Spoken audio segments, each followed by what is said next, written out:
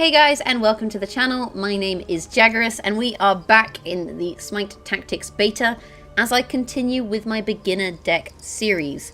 And I want to preface this by saying that honestly, although we are doing beginner Egyptian today, I think for beginners, the Greek and the Norse decks are much more successful. But you know, if you really want to get your Egyptian win quest done, then I guess you could use this deck. And this is like a very basic control deck. So if you've watched my previous Egyptian video, you'll see that control is very common in Egyptian, but the thing is there's some really good legendary cards out there. And these are almost key cards for control because they give you win conditions and crazy clear and stuff. And running a deck without them is kind of risky. But we've come up with a relatively kind of cheap mid-range clear deck that will hopefully see you guys some wins. So in terms of clear, we have Sunder, deal 2 damage to a non-leader enemy. Magma Slam, which is a common card. You're going to have to craft this one, but it's honestly one of the most useful cards in the Egyptian pantheon, so it's worth crafting anyway. We've got 2 of those, and then we've also got 2 Executes and 1 Last Breath. So Execute kills a unit, basically a non-leader unit. Last Breath, 2 units will die at the end of their next turn, so they get 1 turn and then the units die. Magma Slam deals 3 damage, Sunder deals 2 damage. So this is all clear. And then on top of this, we also have Fire Imp, which is actually, in some ways, arguably better clear than Sunder, because it's a charge unit, which means you can move it and use it on the turn that it's summoned, that deals 2 damage, so it does the same amount of damage as Sunder. It costs the same as Sunder, but you can at least use it to target units in bushes. So in some ways, it's like, it's not, you know, got a global range, but with the 3 mobility plus your leader's mobility, like, you can more or less put this anywhere. Then for utility to avoid taunts, we have 1 Blink. This is just a useful card. You can also use it to get enemies away from you, should you need to. We have Fist of the Gods, which stuns an enemy. This is good for buying you time, because, you know, you can stun some enemies and then use Last Breath, and then they'll die on the next turn and they'll do nothing this turn, so it synergizes quite nicely there. Then we have Sobek, who's just a useful early game unit. We've got 2 Bastets, and although she is, you know, blue rarity, you get, I think, at least 1 from completing the tutorials. Like, if you do the campaign stuff, you should get a Bastet anyway, so then you'll only need 1 more. I'm not sure if you get 2, but I think Bastet is another, you know, must-have Egyptian card, so running a beginner deck without her is just kind of suicide. We have Neith, who's another, you know, strong mid-range god to try and get your wins. And we have Minion Recruiter. And Minion Recruiter, spawn a random minion from your opponent's deck. This is kind of like an RNG, hopefully it'll work out card. Because in terms of, you know, minions, it could be crazy lucky. And, you know, you could get like a Fire Giant, which is a 7/7. Or like a, you know, like some taunt units or what have you. But alternatively, you know, you could literally get like a Fire Imp or a Basilisk, so it's kind of a roll of the dice, and it's one of the maybe luckier ways that we might win a game with this deck. But anyway, let's continue, and I'll try and show you guys how this deck is played. The sun has risen once again. The sun has okay, so as you can see here, we're going into a mirror matchup for Ra, and actually I think the starting hand is pretty good. Because this is a control mid-range hybrid, although we don't have much control in hand here, you know, we have a lot of early game pressure, which is one of the things that hopefully we can use to outplay our opposing Ra. So we're just going to kind of continue with this and see how it goes. We've got to wait for our opponent to finish their mulligan. 2 Sobeks and 2 Minion Recruiters. Seems good, right? So we're going to move in. We'll spawn the Sobek out. We've got 2 in hand, so it's, you know, fine to do that. And this will start, you know, put pressure on our opponent to start clearing.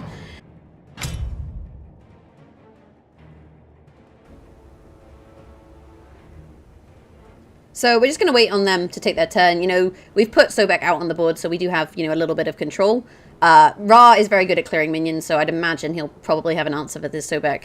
But it is also then starting to thin the clear cards out of his hand. One thing to note is, you know, our leader ability is a heal. So because we can't exactly heal from full health, we can't really use that here. But, you know, it's not really a big deal. So what you'll see here is that Sobek has an ability. He can charge forward and throw an enemy up to 3 tiles behind him, dealing 2 damage. So what we can actually do is use our ability here to deal 2 damage to the Sobek. The repositioning can be very useful. But in this instance, it doesn't really matter because we're not super fussed about where he is, because he's just going to die. But, you know, if you're trying to keep an enemy off you, then the reposition can be pretty useful. We'll then move forward and clear the Sobek, and then we're going to play Minion Recruiter. And Minion Recruiter, what it allows us to do is spawn a random minion from your opponent's deck. You know, you don't know what you're going to get. We got a Chow Feng, which has Taunt, so this is actually, you know, a pretty nice unit to use. But in terms of its position, it gets randomly positioned around us. so we can't really do anything with it this turn. But you can see now we're starting to get that kind of board presence on the go, and we're starting to be very kind of about the board, basically. What he should have been really doing was clearing units, and that's why, you know, we have the Fire Imps and the Sunders and stuff to also clear units and just try and get pressure on the board as quickly as possible. Unfortunately, Unfortunately, you know, with Egyptian and other decks, they have a lot of control, so this mid-range deck isn't hugely successful in terms of the meta, but it's not ultimately terrible. So what we want to do here is we want to clear his Qiaofeng. We have 2 damage in hand from the Fire Imp. We can also, you know, just use our own damage, I think, with our units here and try and clear him. So I think that's probably the best way to do this, is chuck down the Fire Imp. It doesn't matter that the Fire Imp is taunted, because that's what we want to target. But if we were going to try and target something else, we wouldn't spawn it here, because then, you know, we're taunted. It's not going to work out for us. So we'll just clear this up, trade out our Sobek, which is fine because, you know, we have another Sobek in hand. We can't have 2 Sobeks on the field at any one time. Unfortunately for us, you know, the Qiaofeng's not super mobile, but ultimately that's okay because at least, you know, at least it's a taunt unit and it's something he has to deal with. What we can also drop here is Bastet, so we'll drop a Bastet. We don't want to put her too far forward that it's easy for him to target her or kill her. And we also want to put her in such a position where we've not made a square, where it's easy for him to, you know, hit lots of units. So we're going to put her here. And then on the next turn, ideally use her ability to start getting more units on the board and maybe deal some damage. And then we'll end our turn.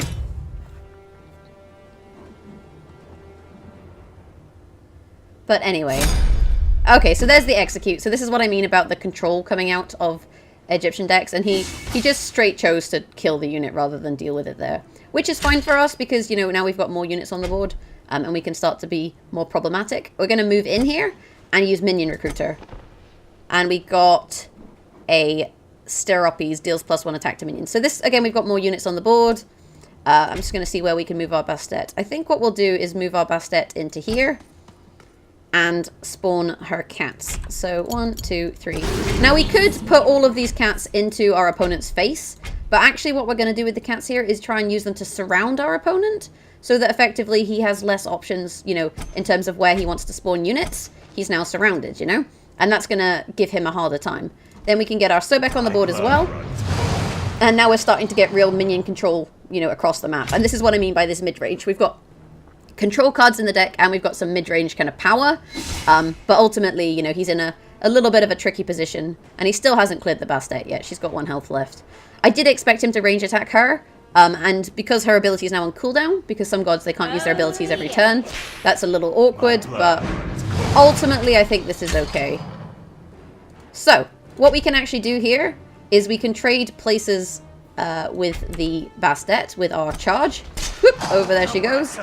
And, you know, she's got 1 health here, so it's probably worth just clearing her out, like so. We can then get our Fire Imp out and move this, use this to attack the Sobek. We can then move our Steropes in. And actually, we're not going to attack the Sobek with him. We're going to use this cat to attack the Sobek. We're going to reposition me a little bit lower down and use my leader ability to heal, because it's a square. So then I can heal me and Bastet. So she's now got more health. Then we'll hit him in the face here with the Steropes. And we could, you know, hit him with the Bastet cat as well, but we're just going to end our turn, I think. Basically, we're just kind of using it as a body block here to try and force him into a corner. Because if he wants to attack the Bastet, he's going to have to move to here or here. And then as soon as he's here, there's even more positions we can use to surround him and limit what he can do. But if we bring out the user interface, we can see that he's actually played Book of Thoth and forged an Egyptian item. So Egyptian items include stuff like Execute, some of the legendary cards as well. So this is a, you know, an option you can use if you don't have, you know, any legendaries. But ultimately I think it's kind of unnecessary. Anyway, so what are we going to do here? We're going to move our cat out the way. And now her cooldown should be over, so we're going to spawn some more cats. And move this one in. Oh, sorry, move this one forward. There we go. And then move this one in. And we've still got loads of mana because we're not using any of these cards. So we're actually going to heal Bastet again. Which is buying us a lot of time. And then we will attack Ra. Do I have my ability back up? I think I do. Do I? No, it's on cooldown, I think. That's what this sign means here. So we'll actually just deal damage with these units. And then we will end our turn. But you can see, you know, even though we're getting into the later game, we don't have an awful lot of cards we want to play. Which is something to kind of be aware of. He's played Sentry Ward, which draws a card from our deck. Because our deck is, you know, full of basic cards, this isn't too much of a problem. And then he's executed the Bastet. I guess he doesn't want any more kitties. But again, he's putting himself in a bit of a precarious position for being surrounded.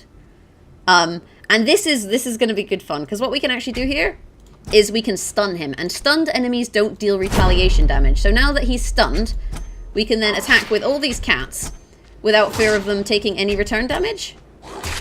And this Sobek. I mean, we could have charged with the Sobek, but we may as well save that for later. He's surrounded, you know. He's not in a really nice position for spawning anything. He has to clear minions before he can do it. And then we'll end our turn.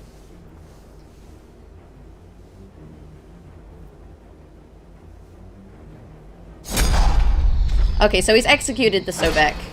I guess he got an execute. That's 3 executes, isn't it? Yeah, so he must have gotten an execute with his Book of Thoth power. Or maybe he drew it from our deck with the Sentry Ward.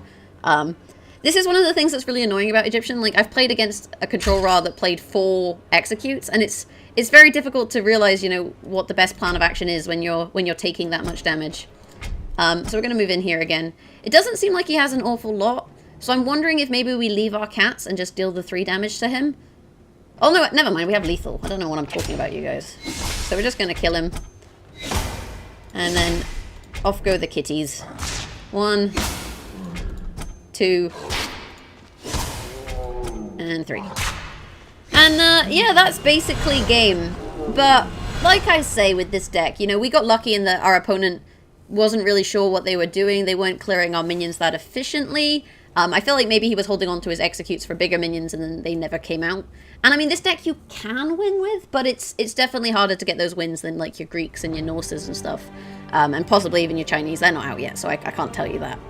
One thing to also be aware of, though, is that you can re-roll a quest every day. So, you know, if you get a faction that you don't like maybe you just don't like Egyptian, like, you don't have to play it. But if you really want to play Egyptian, this is the deck that I recommend you guys play. Like I say, it's relatively simple. And you just want to get that early game pressure and like get a lot of minions. It's kind of like a hybrid rush control deck, because there's a lot of cheap minions, but you've also got a lot of control to clear them up.